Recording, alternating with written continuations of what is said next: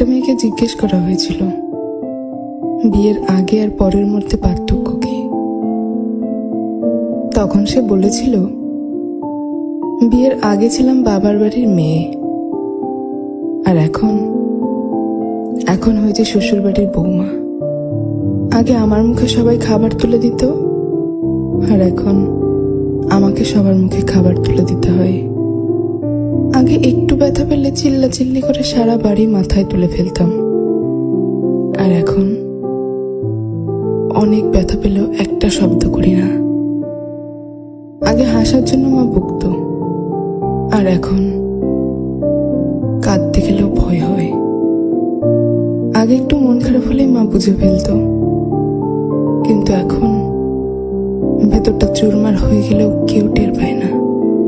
আগে ভাবতাম বাইরের জগৎটা অনেক শান্তি, কিন্তু এখন বুঝি মায়ের আঁচলে নিজেই শান্তিতে ছিলাম।